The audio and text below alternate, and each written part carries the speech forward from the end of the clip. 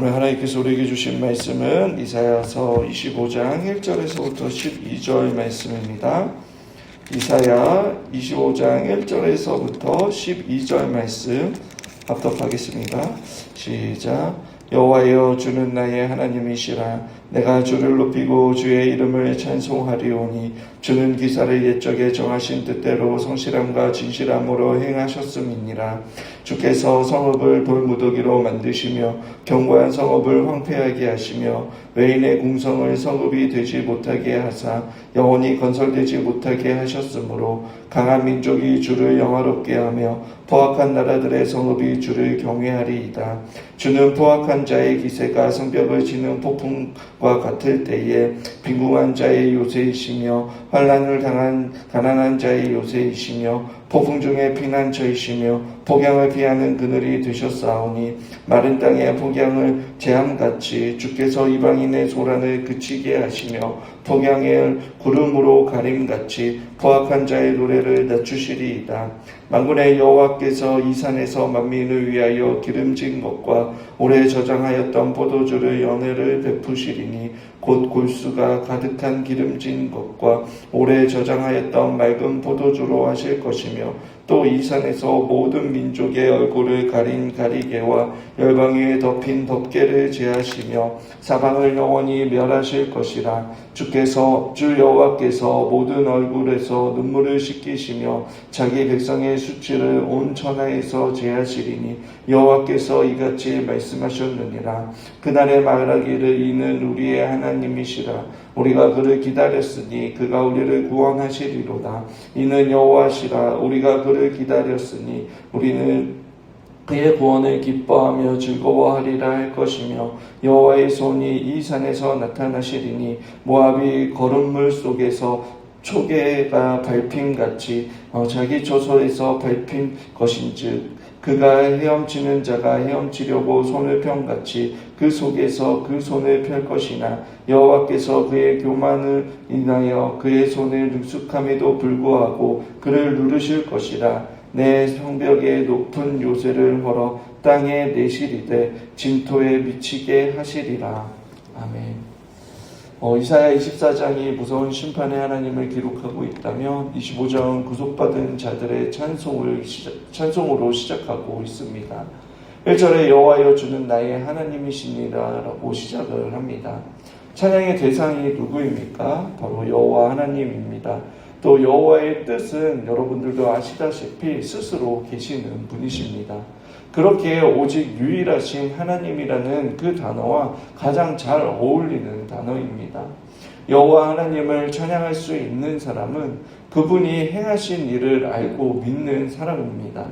여호와 하나님께서 온 우주 만물을 창조하시고 우리를 구원하셨을 뿐만 아니라 1절 하반절에 정하신 뜻대로 성실함과 진실함으로 행하시는 분임을 경험하고 믿는 자가 여호와 하나님을 찬양할 수 있는 것입니다.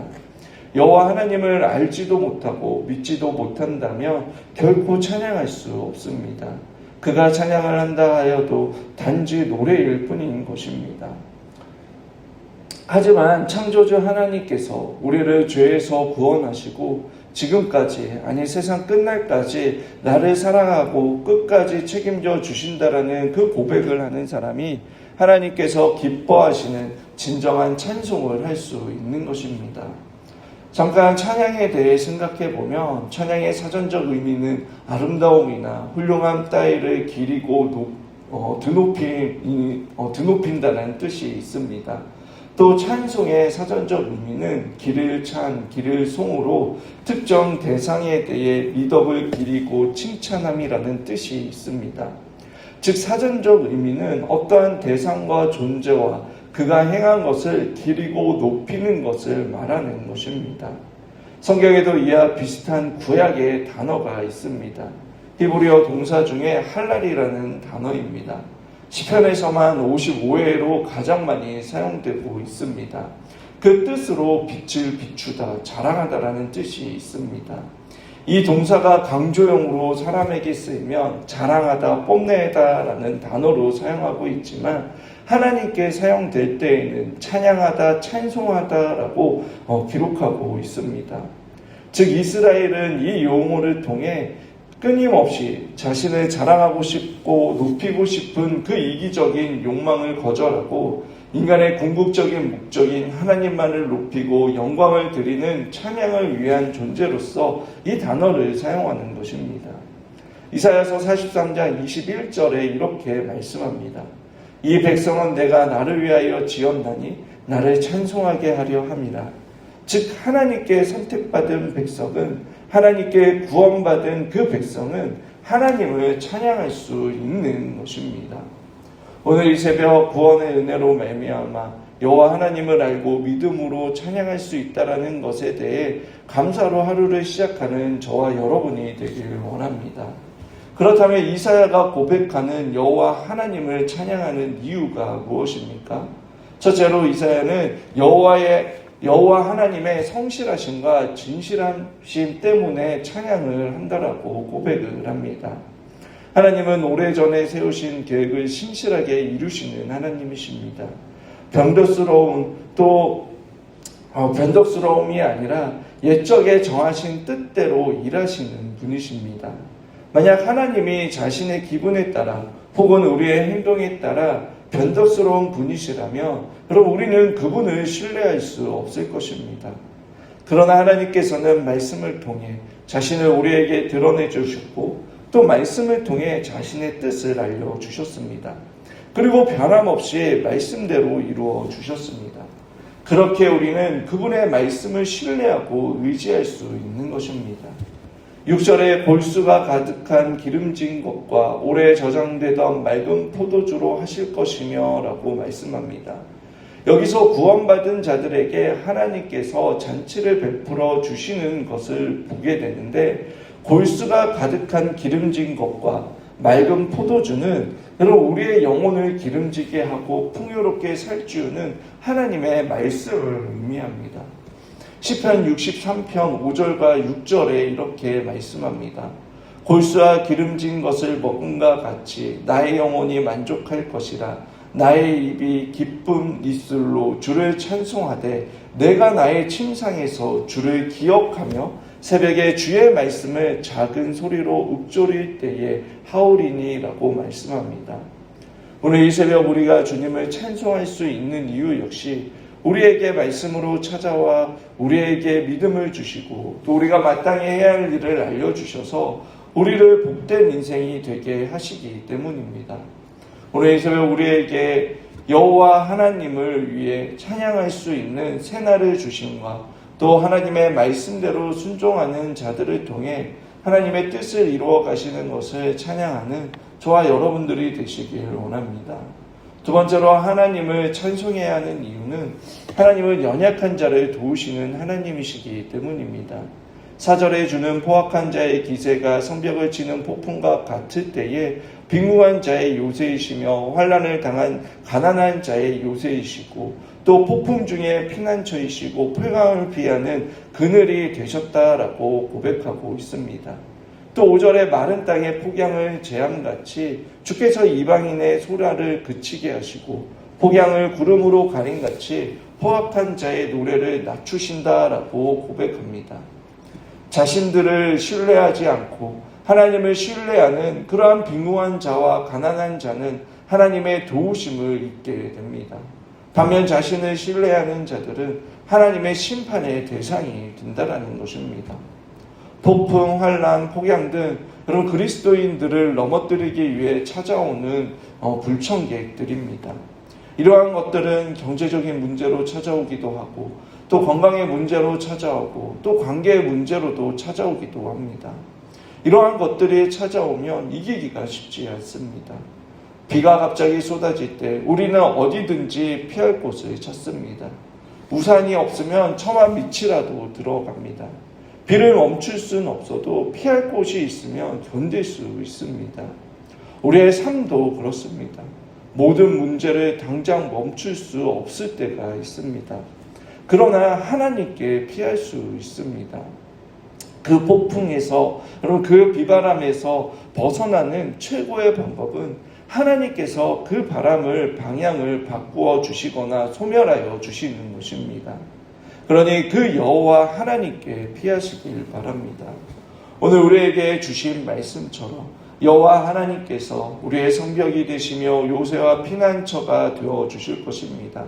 출애굽한 이스라엘 백성들에게 구름과 불기둥이 되어 주셔서 인도해 주신 것처럼 우리 역시 그늘이 되어 주시고 또 평안한 안식처가 되어 우리를 선한 길로 인도해 주실 것입니다. 우리의 문제보다 크신 그 주님의 날개 아래 거함으로 참된 평안과 믿음의 담대함 가운데 하루를 시작하는 저와 여러분들이 되시길 축원합니다. 세 번째로 하나님을 찬양하는 그 이유는 미래에 대한 소망을 주시기 때문입니다. 본문 6절에서 8절까지 5가지로 이 소망의 메시지를 주며 우리가 주님을 찬양하는 이유에 대해 가르쳐 줍니다.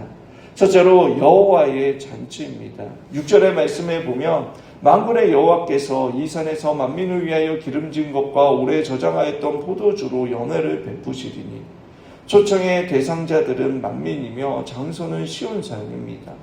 잔치에는 먹을 것과 마실 것이 풍부한데 기름진 의식과 맛 좋은 포도주가 준비되어 있습니다. 이 잔치의 이미지는 최후의 승리와 그로 인한 기쁨과 즐거움을 보여주는 것입니다. 또 둘째는 시온산에서 민족들의 슬픔과 애통함을 없애주십니다. 얼굴을 가리었던 가리개는 슬픈 일이 있을 때, 그리고 애곡할 때에 가리는 베일을 말합니다. 하나님의 백성을 대적하고 괴롭혔던 원수들을 물리쳐 주심으로 슬픔과 울음을 그치고 기쁨이 가득한 얼굴로 바꾸어 주시는 것입니다. 셋째로 사망을 영원히 삼켜 버리시다라고 고백하고 있습니다. 사망을 영원히 삼킨다라는 것은 하나님이 사망의 권세를 제압하셨다라는 것을 의미합니다. 궁극적으로 인간을 두렵게 만드는 것이 바로 죽음입니다. 인간의 모든 문제는 죽음과 관련되어 있습니다. 이 죽음의 문제가 해결된다면 두려울 것이 없습니다. 하나님께서 이 죽음의 문제를 해결해 주심으로 우리에게 참된 평안과 자유를 주신다는 것입니다. 넷째로 하나님이 눈물을 닦아 주십니다. 8절에 주 여호와께서 모든 얼굴에서 눈물을 씻기시며, 우리가 슬프거나 고통스러울 때 눈물을 흘리기도 하지만 바로 이 눈물은 억울한 일을 당할 때도 흘리는 눈물도 포함이 됩니다. 주님은 위로해 주시기도 하지만 나의 잘못이 아님에도 불구하고 이유 모를 고난과 고통을 당할 때에 최선을 다했지만 억울한 일을 당하고 아무런 열매가 없는 그러한 일도 바로잡아 주신다라는 것입니다. 이때 우리는 이사야처럼 나의 주님 여호와라고 부르며 한 걸음 더 깊이 가장 불의하고 억울한 죽임을 당한 예수 그리스도를 인격적으로 만날 수 있습니다. 마지막 5번째로 하나님은 하나님의 백성의 수치를 제거해 주십니다. 8절 마지막입니다.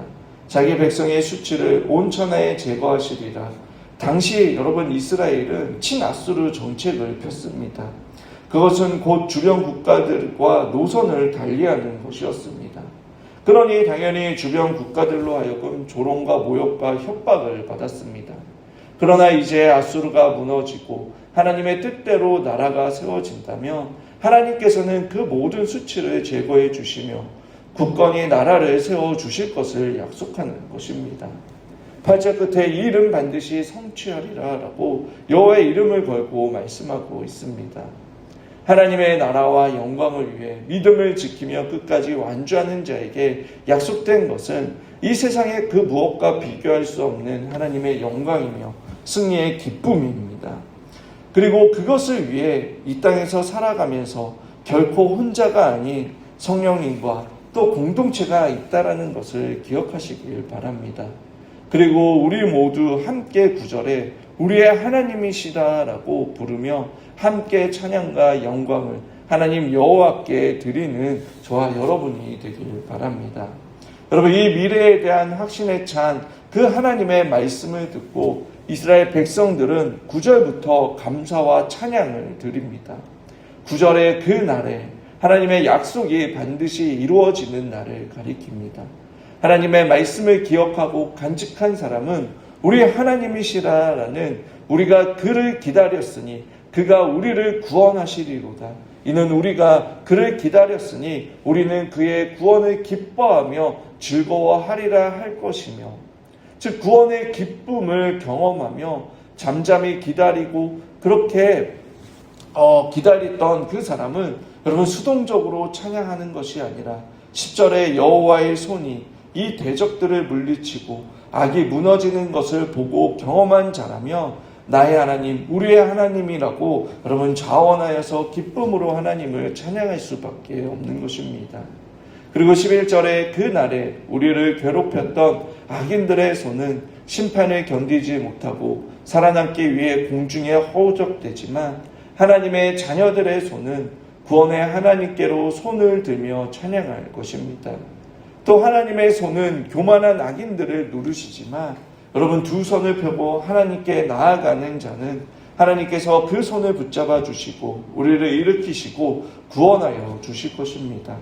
그리고 마지막 12절에 내 성벽에 높은 요새를 걸어 땅에 내리시되 진토에 미치게 하시리라.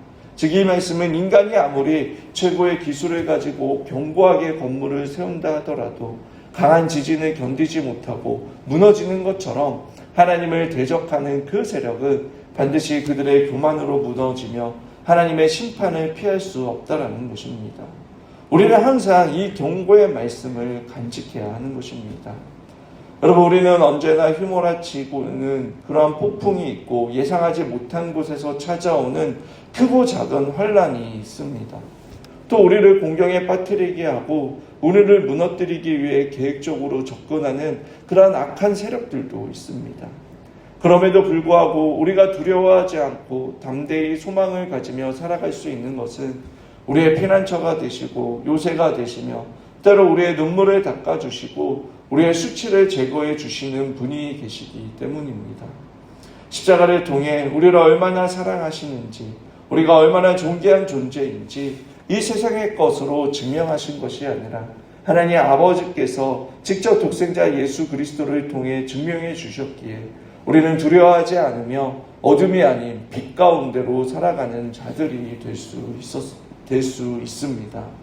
오늘 하루 교만한 그런 악인들처럼 여러분 언제 어떻게 무너질지 모르는 자신들을 위해 쌓아 올린 그러한 성벽과 요새를 믿고 살아가는 것이 아니라 영원한 빛이시며 참된 생명의 빛 되신 그 주님을 바라보며 오늘 하루도 주님 안에서 우리의 삶의 자리를 밝히며 또 주어진 상황과 환경에 감사하고 하나님의 나라를 누리며 살아가는 저와 여러분들이 되시길 주님의 이름으로 축원합니다.